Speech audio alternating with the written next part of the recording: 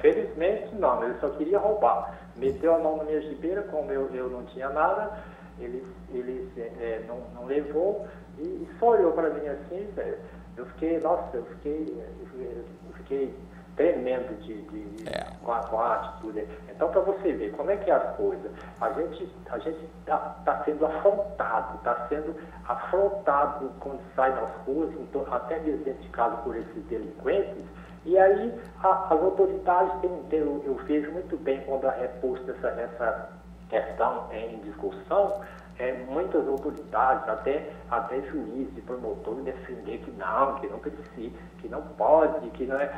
Gente, eu acho isso muito absurdo. É um absurdo, né? E o pior de tudo, o senhor foi vítima de uma tentativa de assalto e eu tenho certeza que o senhor deve ter agora sofrido o pânico urbano. O que é o pânico urbano? O senhor não se sente seguro em lugar nenhum da cidade mais, ou o senhor se sente? Não, inclusive eu tive, há uns 6, 8 anos atrás, eu tive um problema de saúde relacionado com síndrome de pânico em consequência dessas questões.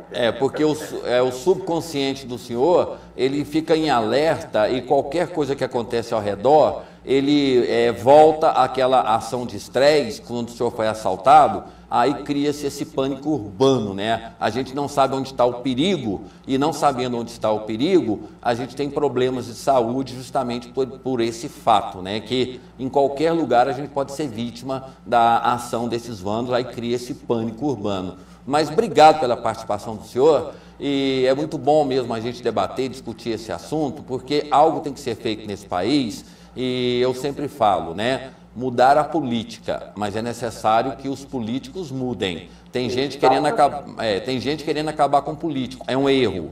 A gente tem que mudar os políticos para eles mudarem a política. Exatamente, André, porque nós vivemos na sociedade e, como tal, a gente precisa ser administrado a gente tem que saber que a sociedade ela é administrada pelos administradores públicos. Né? Exatamente.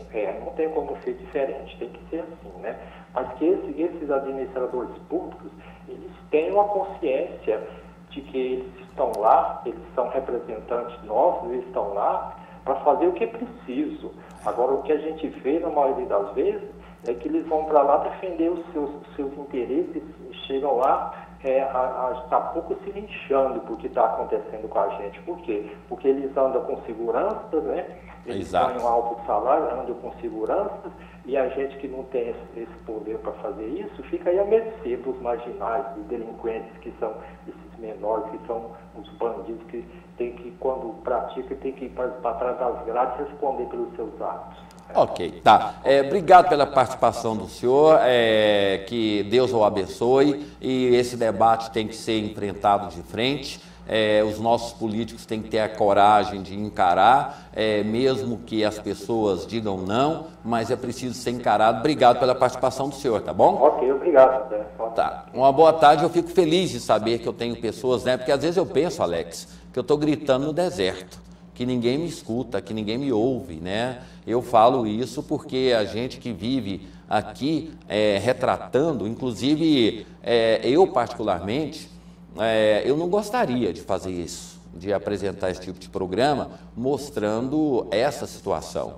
Eu gostaria de mostrar um programa de coisas boas, de pessoas felizes, bem realizadas, famílias unidas, mas para a gente chegar lá, a gente tem que enfrentar esses problemas, porque não dá para fechar os olhos diante da realidade. Aí o pessoal fala assim, mas é sensacionalista? Não, é real.